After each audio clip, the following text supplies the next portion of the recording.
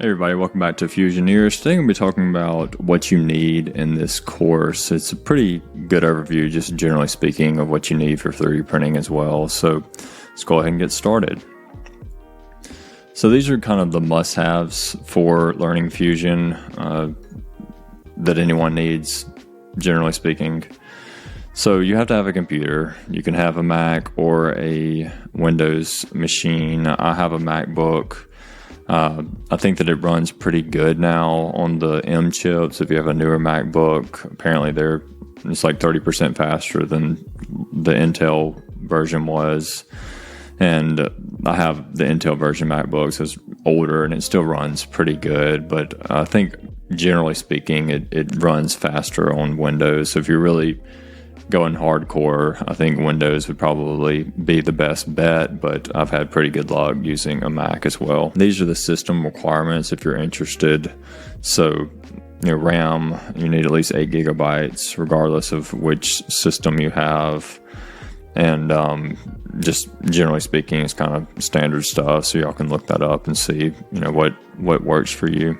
And then whether you have the free or paid version, I think you can get a lot out of this course either way. I'm actually don't believe there's much difference as far as like what you can actually model in the free versus the paid version. As you can see, the personal use one, this is the free one. There is a limit of, I think, 10 different files that you can have opened at once.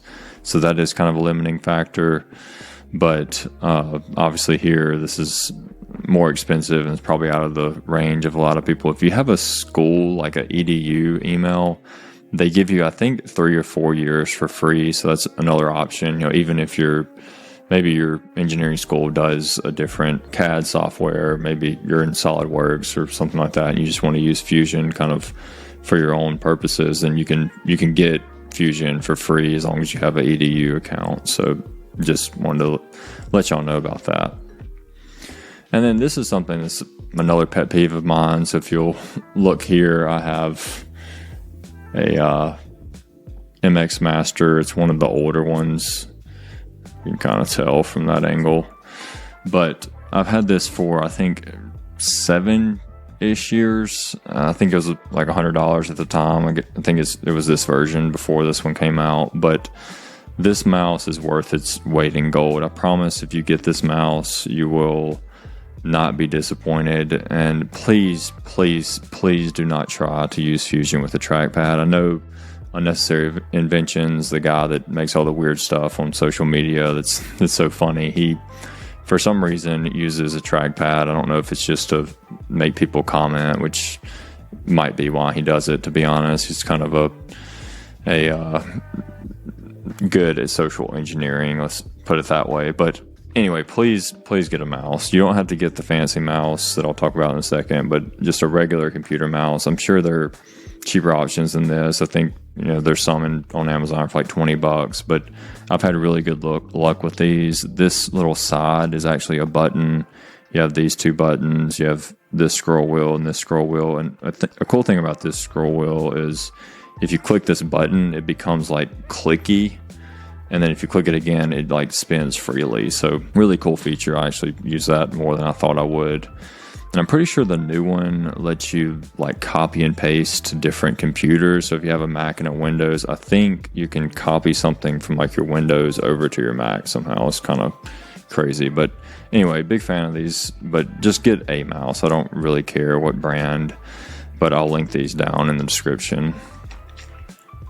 And these are just some nice to haves for Fusion and just CAD in general. So the first one is a micrometer. This is borderline must have if you're trying to make stuff, and generally it's not going to be that big most of the time, but having something to accurately measure it is really, really important. And this is just one of the higher rated ones on Amazon. It's $9, and you can switch from metric to inches with a click of a button. You can zero stuff out. You can measure depths with this. You can measure, obviously, widths here and then also here. So it's really useful. If you don't have one, I highly recommend purchasing that. And they're cheap, and they even the cheap ones are relatively precise, or precise enough for what I've needed. Another thing that you might consider is a number pad. You'll do a lot of typing in numbers, and if you're used to using a number pad, that might be faster for you. Again, that's definitely a nice to have, not really required by any means. And then 3D printers. I personally think you should invest in one if you're trying to learn Fusion. It's just really a nice combination when you can do CAD and you can actually print it off and use it. I mean, I know there's some people that do CAD work and don't use 3D printers, but for the price now, you can get a pretty good printer. Like the A1 Mini is $300, which is, relative to like a phone. You could buy 3 of these for the price of most phones. So just something to consider. I think probably most of you watching probably have access to 3D printers.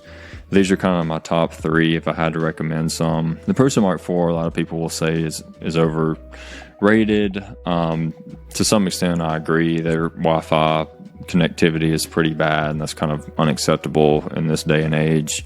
Bambu Labs, this newer company, they're based out of China, and some people have an issue with that, but their engineers were from DJI, which is the drone company, so they're really good with like fast motors, and their machines print really fast, so and with high quality as well, and they have really good cloud interface that I like compared to the Prusa.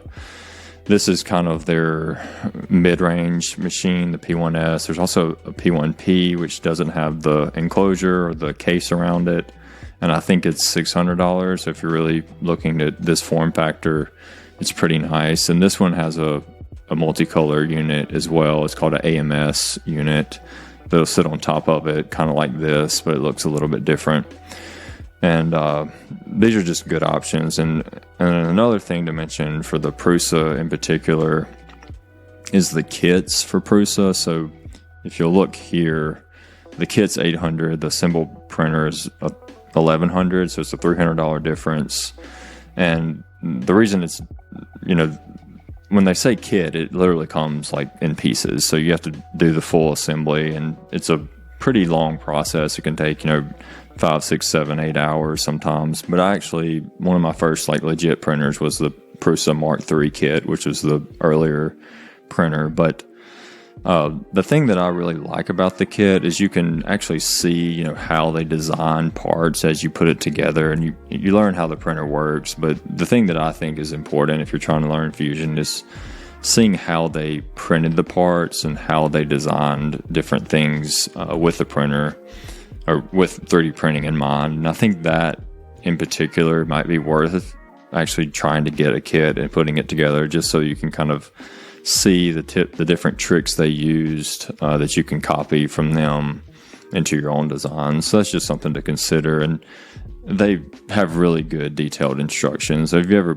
put together anything, really, you can put together the kit just because they have great instructions. You can see there's comments where users are having issues that they respond to make it more clear. If you have any complaints or anything that isn't clear, they usually address it in the comments, and they keep these all updated pretty well. So I will give them props for that their assembly instructions are really detailed and useful. And then another thing to consider is, if you are looking at Prusa, there's a lot of pretty cheap Mark III S's, which is kind of their last generation printer, but it's prints really good high quality stuff. So I found this one on Facebook Marketplace. It was like $300 or $400. So again, this one is $800 for a new kit, and this one is about half price. They did say that this model is discontinued, but they said that they'll continue to supply parts, so you should be able to use it in the future.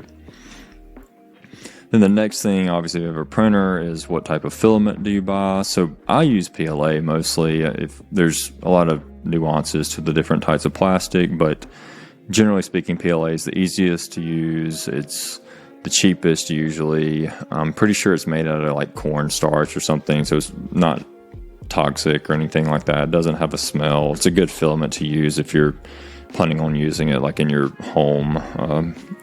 So these are the brands that I've had experience with mostly. I really like Polymaker. Their Polyterra is pretty cheap on Amazon. It's $20. You have free shipping, so it's pretty much the cheapest you can get. I've seen some for around $10 or $12, but those are kind of suspect in my opinion. Atomic Filament also makes really good stuff, but it's a little bit more expensive. It is USA based, if that matters to you. I'm pretty sure Polymaker's based out of China. I think everyone that has a 3D printer should at some point buy a roll of this Prusament Galaxy Black PLA. It's by far the best filament that I've ever seen, just from a aesthetic standpoint. They have these like little glittery specs in it that kind of hide the layer lines. You can get some stuff that looks really good with the Prusament Galaxy Black. So I would recommend buying this, even if you don't use it, but for special occasions, I guess. I think it's worth trying, but it is expensive. It's $30 per roll plus shipping, and sometimes the shipping can be like $6 or $7 for one roll. So unless you buy a lot of stuff, the shipping can be pretty high from Prusa. But these are kind of my 3 recommendations for filament just in general. And then this is something that kind of comes up from time to time, is the SpaceMouse. I have this version. I made a short video on my personal page about it, and I like it. I think it's useful, but to be honest, I would definitely get just a regular MX Master first, and you can do everything with that. You don't have to have this to use CAD. I only bought this a couple months ago, so I haven't used a SpaceMouse for 5 or 6 years, so you don't have to have one of these. But honestly, if I was wanting to get a SpaceMouse, I would probably start with this one. I mean, it's a lot cheaper. It does the main thing, which is the moving stuff around in space.